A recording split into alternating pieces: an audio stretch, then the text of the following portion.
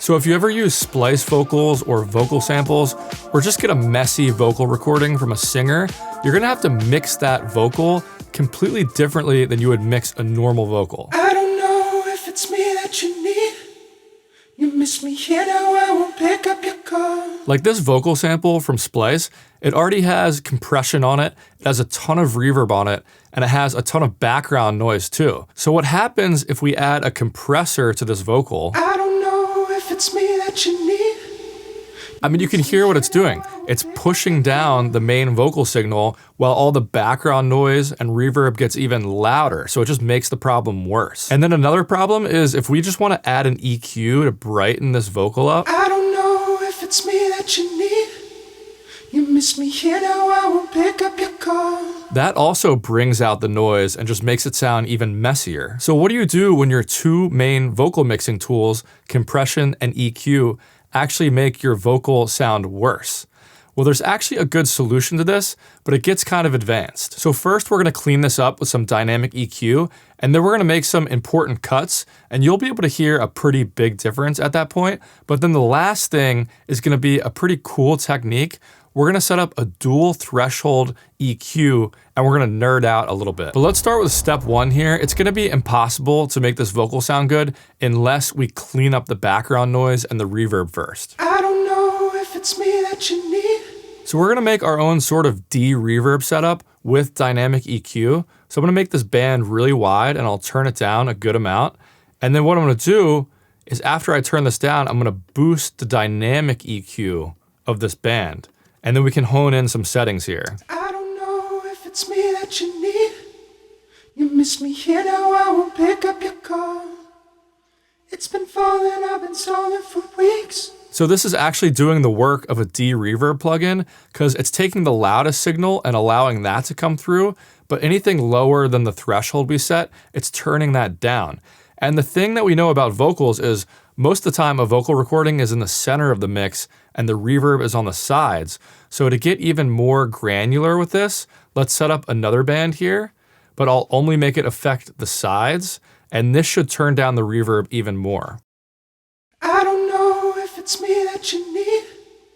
You miss me here now, I won't pick up your call. It's been falling, I've been stalling for weeks. The stars are pretty when the sky falls. Let's do a quick before and after. I don't know if it's me that you need. I don't know if it's me that you need. So that was step one, just to clean it up a little bit. Now step two is gonna be to balance the tone a little bit and cut out any annoying frequencies. Like if you have a singer that records on an amazing, expensive microphone, like you might not need to cut any frequencies from that because the vocal recording just sounds so good. But these Splice vocal samples, there's a lot of harsh frequencies in there and we're gonna wanna cut some of those out. So first I'm just gonna make two dynamic EQ bands, one in like the low mids and one in the highs. And we're just gonna use these to balance the de-essing in the high end and just kind of the lower frequencies that I noticed were sticking out too much. I don't know if it's me that you need. You miss me here now, I won't pick up your call. It's been falling, I've been stalling for weeks. The stars are pretty when the sky falls. We can adjust that later if we need to, but let's check out the de-essing in the high end. I don't know if it's me that you need. You miss me here now, I won't pick up your call.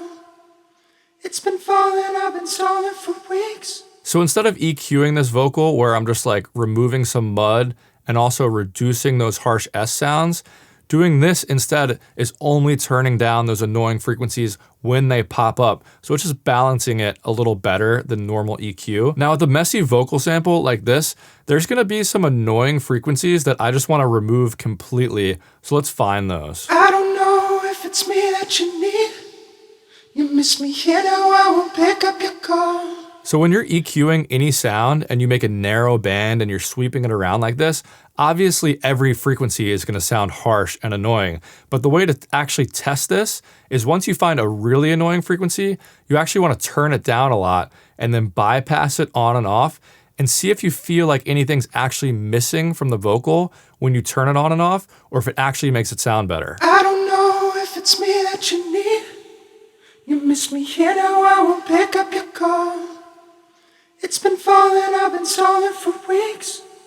The stars are pretty when the sky falls. So I was hearing a really annoying frequency right in that area, so turning it down does make the vocal sound cleaner when I bypass it on and off. I don't know if it's me that you need. You miss me here, now I won't pick up your call.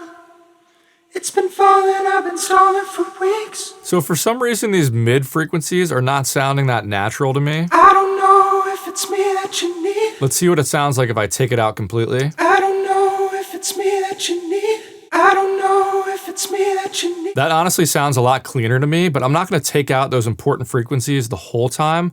What I'm gonna do is make a spectral EQ band instead and try to only turn them down when they come in too hot. I don't know if it's me that you need. You miss me here, now I won't pick up your call. So that does sound a little better to me, but I think there's still this one frequency that I just don't want in the vocal. I don't know if it's me that you. I don't know if it's me that you need. Let's just make sure I'm not doing too much and cutting too much, so let's see how it sounds before and after. I don't know if it's me that you need. I don't know if it's me that you need. That does sound a lot better to me. So don't be afraid to like just fully cut out certain frequencies if you don't actually need them in the vocal. Like don't go overboard with it and cut out every frequency. But if you bypass the EQ on and off and it's making it sound better, do whatever feels right to you. Do whatever sounds better to your ears. Anyway, let's move on to the last step, which is the dual threshold EQ. So let's nerd out a little bit. So when I listen to this vocal in the full mix with the instrumental, I don't know if it's me that you need. You miss me here, now I won't pick up your call. It's been falling, I've been stalling for weeks. The stars are pretty when the sky falls. I think the problem is it's not bright enough, but if you remember from the beginning, when I brightened it up, it actually brought out the noise. So we need a more advanced solution to make this brighter. So the solution is to set up a dual threshold EQ. So picture this as our volume fader, and there's gonna be two thresholds on here. So everything above the lower threshold is gonna get turned up, but then everything above the higher threshold is gonna get turned down. So let me show you what I mean by this. And you know, mixing every vocal is different. Like it depends on the singer and the microphone and the recording. So if you want to learn how to approach the mix of any vocal, I want to give just the people watching this video a 50% discount code off my new vocal mixing course. So unlike this video, the course only uses free and stock plugins because you don't actually need these fancy, expensive plugins like the ones I'm using now to get a professional sounding vocal mix. It's more about having a deep understanding of the fundamentals of vocal mixing. So I'm gonna give you guys the coupon code VOCALS. So just go to bigzcourses.com or click the link below and use that code at checkout for 50% off the vocal mixing course. Anyway, back to this dual threshold EQ. So the first thing we want to set up is we're going to make sure everything above the lower threshold gets turned up. So let me set that up. I don't know if it's me that you need. You miss me here, now I won't pick up your call. It's been falling, I've been stalling for weeks. The stars are pretty when the sky falls. So that's gonna sound really harsh until we do the next part, but that part is just making sure that the highs in the background noise and the reverb and the lower frequencies are not getting turned up. So now let's set up the second band. I don't know if it's me that you need. You miss me here, now I won't pick up your call. It's been falling, I've been stalling for weeks.